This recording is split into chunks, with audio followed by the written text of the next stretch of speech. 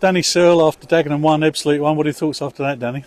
Yeah, obviously a little bit of relief at the end because we got something out of the game, but overall probably as a group we're a bit disappointed we didn't take all 3 points today because we think we created enough chances to do that. But look, we had to show character, we had to show determination, and we had to help each other out because sometimes things happen and you have to dig your teammates out, and we did that today, and we continue that points tally, which is putting more points on the board for us to be safe. You could have gone ahead in the game just after half time when they were awarded a penalty. The goalkeeper saved it, did well to deny Rakesh Bingham.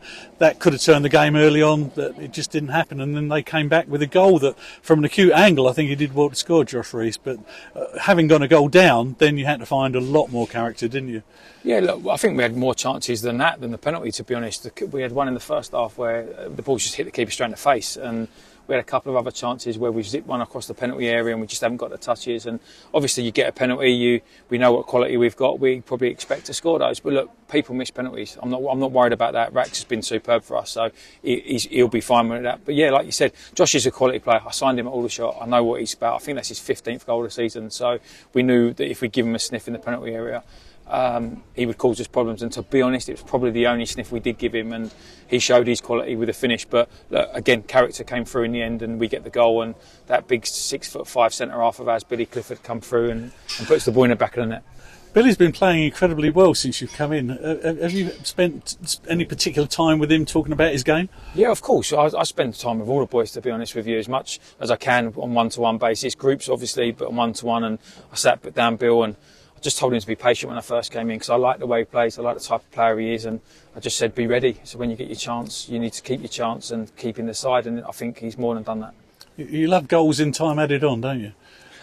I'd rather them be a lot of goals in normal time and we can just relax in time added on. But look, I think from our perspective, that shows that we're not a pushover. It shows that we've got great energy and fitness and physique in the side that we can keep going and going and going. And we want to win the game. Once we score the equaliser, it's not about sitting back. And as you saw, we're going for it again. So credit to the lads.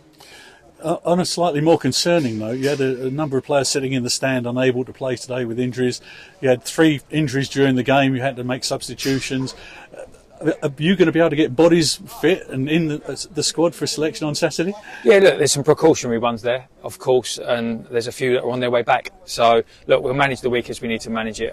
It's probably a bit early for me to really comment properly on that, but the lads on the pitch had a great shift today, so we'll focus on them. And as I said, the boys that are in the stands will hopefully be back soon. And some of the jobs you're asking the players that are playing to do, perhaps not entirely familiar, but they're really giving it everything that they've got, aren't they? That's all you can ask. Look, they put in on the Ebbsfleet kit, and there's an old saying, isn't there? Play for the name on the front, not the name on the back. And I think everyone who comes to watch us at the minute knows that we're playing for the shirt and we're playing for the badge and we're playing for the club because we want to be playing National League football next season. And sometimes that means playing in a position you're not necessarily au fait with. But do you know what I mean?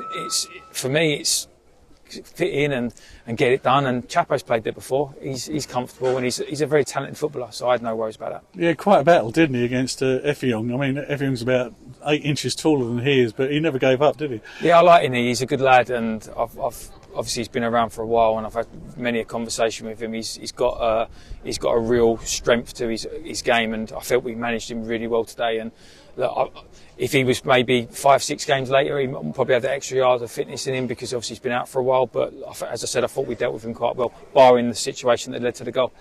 2 games over Easter, 2 points. Really, you take that, it edges you closer to where you want to be. But next Saturday you're at home again.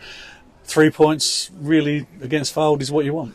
Yeah, look, we want 3 points from every game, and I think the biggest thing for me, and this is obviously a little message to the fans, is that we were outstanding on Friday at Southend, the support, and we outnumbered them, and they brought 1,800. So let's do that again. Let's make sure we fill that stadium up, we make it as noisy as we can, and all I can guarantee is that the boys will run through brick walls for them, and as I've said before, we've got enough quality in our side to go and win the game on Saturday. We'll run through the brick wall and they'll be there waiting for you. I hope so. Let's Cheers, go for Danny. it. Thank you very much. Cheers. Cheers, well done.